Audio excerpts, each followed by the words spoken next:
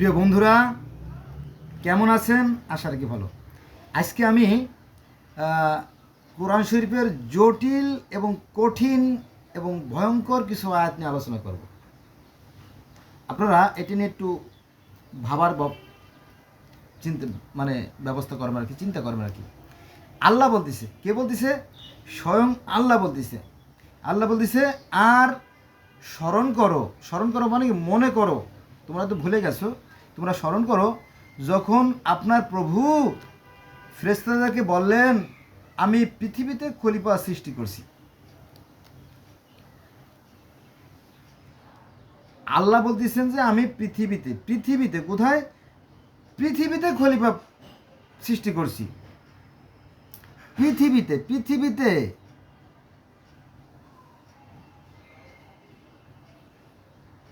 এটা হচ্ছে আপনার সূরা বাকারা, অর্থাৎ 2 নম্বর সূরার 30 নম্বর আয়াত। এখানে আল্লাহ বলতেছেন যে আর স্মরণ করো যখন আপনার প্রভু ফেরেশতাদেরকে বললেন, আমি পৃথিবীতে খলিফা সৃষ্টি করছি। সৃষ্টি করা হয়ে গেছে, কিন্তু সৃষ্টি করছি বা সৃষ্টি করতে যাচ্ছি। তো আল্লাহ কি মিথ্যা বলতে পারেন? হ্যাঁ, আল্লাহ কেন মিথ্যা বলবেন? আল্লাহর কি খায় কোনো কাজ নাই? আল্লাহ বলতেছেন যে আমি পৃথিবীতে খলিফা পাঠাবো, প্রেরণ করব অথবা করছি, যাই হোক আমি পৃথিবীতে খলিফা প্রেরণ করছি। এটা আছে সূরা বাকারার 30 নম্বর আয়াতে। আচ্ছা, এবার আসুন। তারা বলল, অর্থাৎ ফেরেশতারা বলল, আপনি কি তথায় বলতে পৃথিবীতে।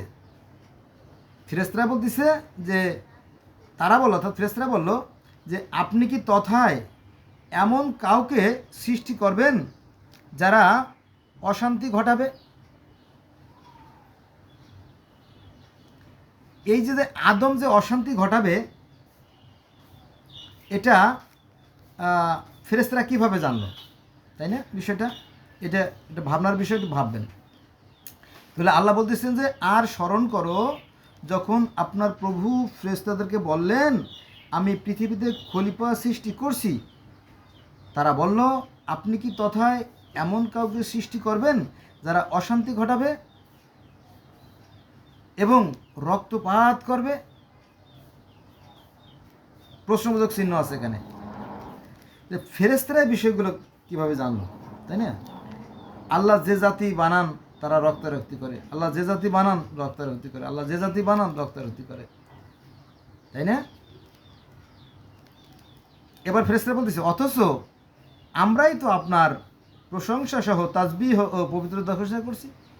ফেরেশতারা বলতেছে যে আমরাই তো আপনার গুণ কীর্তন করি, প্রশংসা করি। তিনি বললেন, অর্থাৎ আল্লাহ বললেন, নিশ্চয়ই আমি যা জানি তোমরা তা জানো না। পবিত্র কোরআন শরীফের 2 নম্বর সূরা আল বাকারার 30 নম্বর আয়াত। আচ্ছা, এবার আমরা যাব 31 নম্বর আয়াতে। এখানে আল্লাহ বলেন, এবং তিনি আদমকে যাবতীয় নাম শিক্ষা দিলেন। যাবতীয় নাম মানে কি? এই পৃথিবীতে যে সমস্ত জীব জন্তু, কীট পতঙ্গ, লতা পাতা, ঘাস, গুল্ম যা কিছু সৃষ্টি করছেন সব কিছুর নাম শিক্ষা দিলেন। তার মানে কি? আদমকে এতগুলোর নাম শিক্ষা দেওয়ার উদ্দেশ্য কি?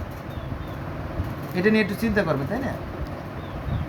মনে করেন কোনো মানুষ যদি বিদেশে যায়, বাংলাদেশ থেকে যদি কোরিয়াতে যায় বা সিঙ্গাপুরে যায় অথবা মালয়েশিয়াতে যায়, তাই না? তখন তাদেরকে কিছু শর্টকাট কোর্স করানো হয় যে তোমাদেরকে ওই দেশে গেলে ওই দেশের গাড়ি কিন্তু রাস্তার বাম দিকে চলে না, ও দেশের গাড়ি ডান দিকে চলে, ও দেশের ড্রাইভার ডান দিকে বসে না, বাম দিকে বসে। হ্যাঁ, কীভাবে ক্রসিং পার হতে হবে। হ্যাঁ, সালাম দিলে বুঝবে না, সালামের পরিবর্তে নিহাও বলতে হবে, অথবা ইংলিশে সালাম দিতে হবে, peace be upon you. Peace মানে শান্তি, বি মানে হোক, আপ অন ইউ আপনার পর শান্তি বসিত হোক। এরকম কিছু ছোট ছোট বিষয় ট্রেনিং দেওয়া হয় না? তো আল্লাহ যেহেতু মহান, তিনি আদমকে পৃথিবীর যাবতীয় জিনিসের নাম শিক্ষা দিলেন। এটা হচ্ছে সূরা 2 নম্বর সূরা বাকারার 31 নম্বর আয়াতে। এবং তিনি আদমকে যাবতীয় নাম শিক্ষা দিলেন, তারপর সে সকল ফেরেশতাদের সামনে পেশ করলেন। এবং বললেন, তোমরা এ সমুদয় নাম আমাকে বলে দাও যদি তোমরা সত্যবাদী হও।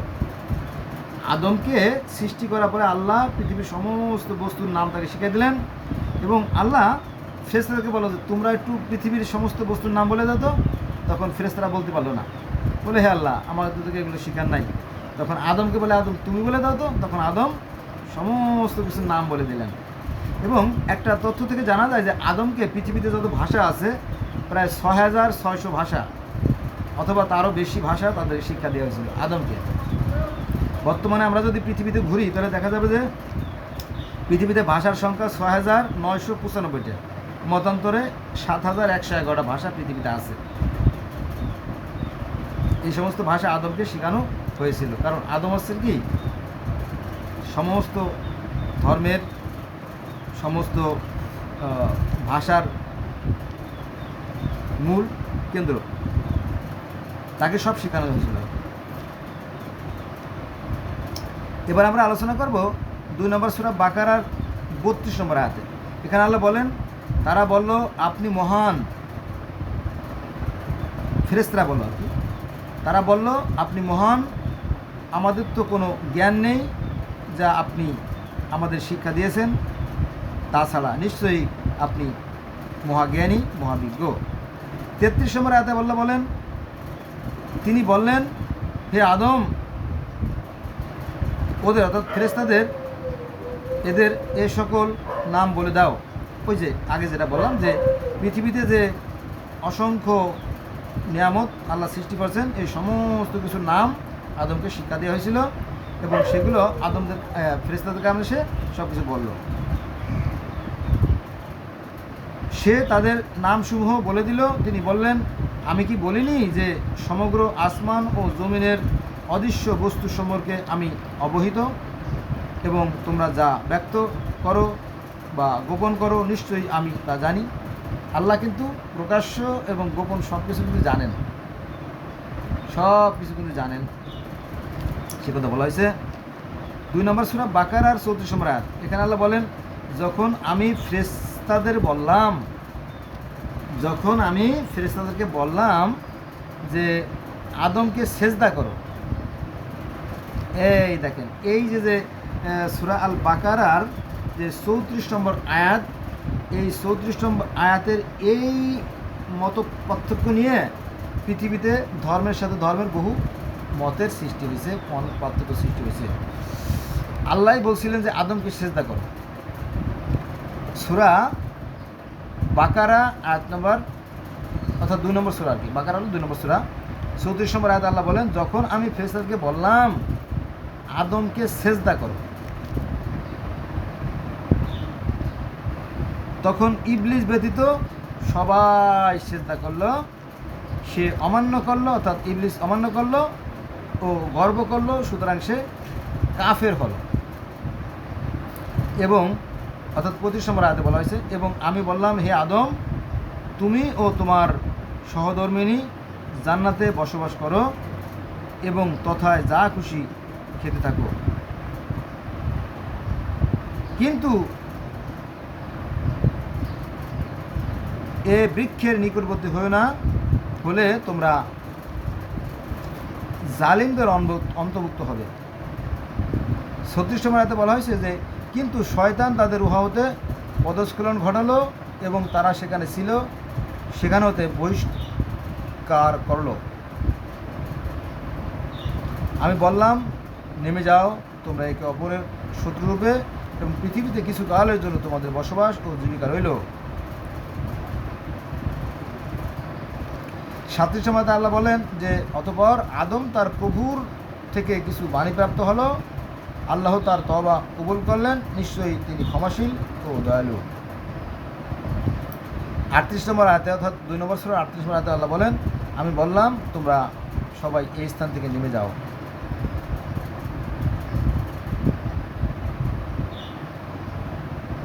পরে যখন আমার পক্ষ থেকে তোমাদের নিকট কোনো হেদায়েত আসবে, তখন যারা আমরা হেদায়েত মতো চলবে, অর্থাৎ আমার হেদায়েত মতো চলবে, তাদের কোনো ভয় নেই আর তারা দুঃখিত হবে না। এ হলো বিষয়। এই যে সেজদার ব্যাপারটা, এই সেজদার ব্যাপারটা নিয়ে খোদ আমাদের মধ্যেই অনেক মতভেদ আছে, জানেন তো। ইসলাম ধর্ম অনেকগুলো ভাগ হয়ে গেছে। এর আগে শুনতাম 73 ভাগ, আর এখন শুনি 135 ভাগ। এর মধ্যে ইয়াজিদি একটা ধর্ম আছে, জিদি ধর্ম। তো তাদের কথা হচ্ছে যে আল্লাহ পাক আসলে পরীক্ষা করতেছিলেন, ফেরেশতাদেরকে পরীক্ষা করার জন্য এই জিনিসটা বলছিলেন যে হে ফেরেশতারা, তোমরা আদমকে সেজদা করো। তখন ওই যে আজাজেল বা ইবলিস তাকে বলছিল যে তুমি সেজদা করো। তো ইবলিস দেখলো যে মানুষ তো মাটির তৈরি, পচা কাদার তৈরি, আর আমি হচ্ছে নূরের তৈরি। আমার গতি ঊর্ধ্বের দিকে, আগুনের গতি ঊর্ধ্বের দিকে না, দেখবেন আগুনের গতি কিন্তু ঊর্ধ্বের দিকে লক লক করে ধায়, আর মাটি সবসময় নিচেই থাকে। মাটিতে যদি পানি দেন তাহলে পচে গেলে মাটির সাথে আবার পানিরও নিচে চলে যায়। কাদা মাটি যখন ভিজে যায়, ভিজার পরে ওটা গলে আবার পানিরও নিচে চলে যায়। উপরে থাকে তাপ, তারপরে থাকে আপনার বাতাস, তারপরে থাকে আপনার পানি নিচে চলে যায় মাটি। ঠিক আছে? তো যারা আজিদি ধর্মের অনুসারী তারা বলতেছে যে আল্লাহ পাক আসলে ফেরেশতাকে পরীক্ষা করছিল, পরীক্ষা করার পর সে জয়লাভ করছে, সে সেজদা করে নাই। পরে বলো যে তুমি সঠিক স্থানে আসো, তখন তাকে দায়িত্ব দেয় যে তুমি এই পৃথিবী পরিচালনা করো। এবং এই ফেরেশতা অর্থাৎ সেই মালাক ফেরেশতা, মালাক তাউস উনি এই পৃথিবী পরিচালনা করেন। কারণ এই বিশ্ব ব্রহ্মাণ্ডে অনন্ত কোটি, মানে কোটি কোটি পৃথিবী আছে। বিজ্ঞানীরা বলতেছে যে প্রায় 20 লক্ষের মতো, কত